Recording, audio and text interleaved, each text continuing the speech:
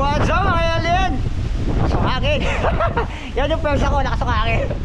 Basta mga alien, so nagpabalik na naman ang alien, si Soviet. Ngayon, meron naman tayong babajik dito na GT. So ito yung built bike ni GT. Ito yung GT Avalanche. Tignan natin ngayon kung sulit nga ba siya mga alien. So like, comment, subscribe.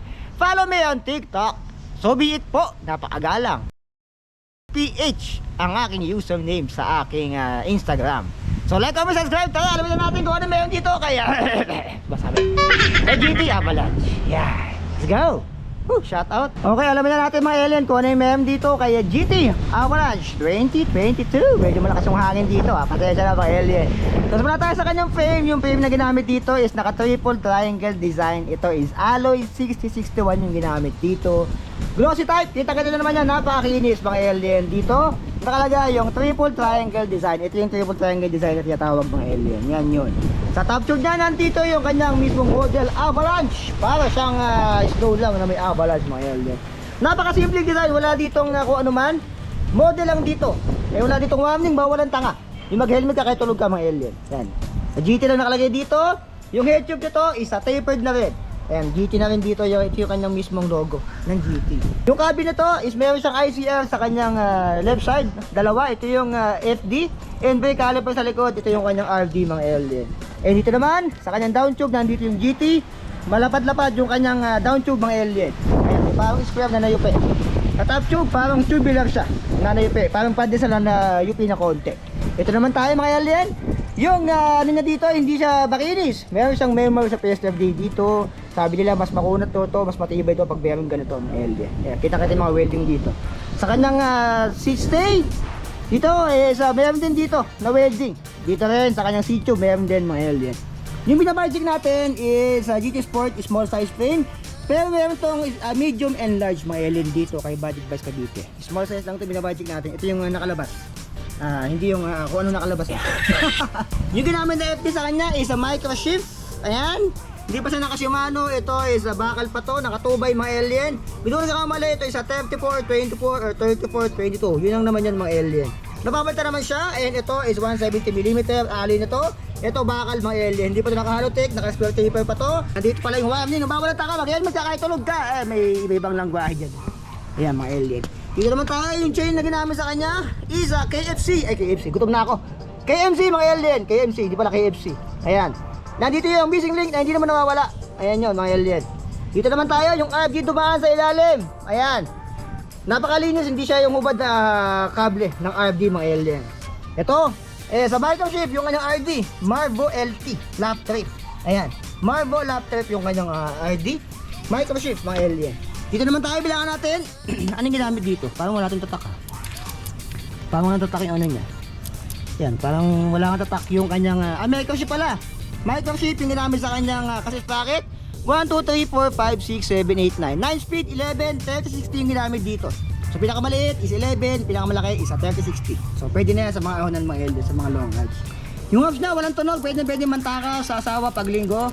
Kayo mga tropa mo, pwede kayong mag-ride ng tahimik, no? Dito naman tayo. Spokes is a 32, meron siyang reflector. Double wall alloy rim, hindi pa to naka-tubeless ready mga alien. Ito is naka-press tabad na rin pala. Yung ginamit sa kanya is WTB SX19 mga alien, yung kanyang rims. Ito naman, yung gulong is WTB Ranger din to. Ayan, 2.25 27.5 by 2.25 mga alien. Ito yung 2.25. Ayan yung 2.25. Feeling ko yan yung pinaka-max niya nakasa dito. 2.25. Medyo malalaki yung kanyang knobs mga alien. Ayan. Meron siyang lagayan ng bike rack sa likod. Nakita nyo dito. Lagayan na kabit sa likod. Ayan. 160mm rotor, 6 balls and QR siya. Nandito yung Tektro na kanyang brake caliper. Seat post na isa 30.9 and 300mm. Ayan. Glossy din yung kanyang seat post. 30.9 siya mga alien. Medyo mahaba-haba na yan, tsaka mataba. Pwede na. Ano na rin to? Ang ginamit is Altera. Ito naman, syempre, ito is hard plastic na para sa loob. Hindi pa to seal bearing. Ito is ball bearing pa. Naka-back sweep siya and bakit tong part na to? Ito naman, ang buwan niya ginamit is GT na rin.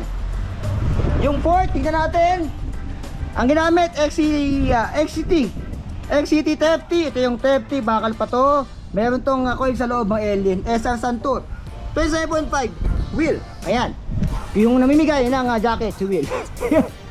Isa lang yung lockout na dito. Ito yung kanyang preload mga alien. Yung wheels sa unahan, same lang din sa likod to mga alien. Siyempre, ito is a silver na rin, alloy, double wall.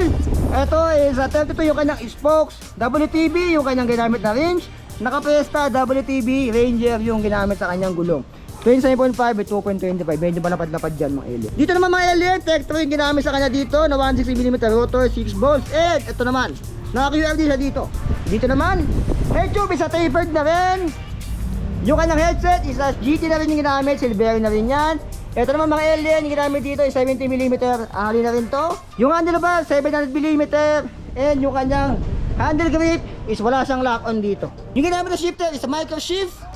And ito naman, Tektro mga alien, yung kanyang brake. So kaya mga alien, alamin natin yung tabang ito ni GT Avalanche. Tingnan natin kung magaan siya. Let's go! Okay, alamin natin yung tabang ito ni GT Avalanche in 3, 2, 1. Oh, may kabigatan to ah. Ayan, 14.80. Okay, 14.80 kilogram. Ito pa, 3, 2, 1. Okay, nandun talaga 14.72. So 14.72, nandun talaga siya, almost 15 kg si GT Avalanche mga alien. Yan yung budget natin kay GT Avalanche. Ito nga pala is wala tong 29er. Ang nag-iisa kanila sa kanya is sa 27.5.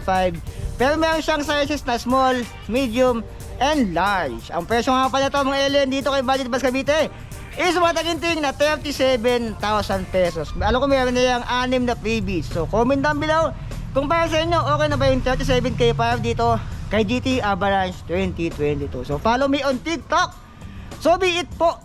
And sa aking Instagram, so be it PH. Mas active ako doon kaysa dito sa YouTube, sa Facebook, and kung saan pa. So like, comment, subscribe, so be it. I love you all. Signing up. Woo! Shout out! Another outdoor and cycling attire for MTV, The Trail Man. Suwabe ang looks at matibay ang fabrics. Trailman has various design, fitted for cycling and other fitness affair. Kaya sa rides mo, Trailman mo. Designed and engineered by Manang Loming Store, MLS, The Trailman.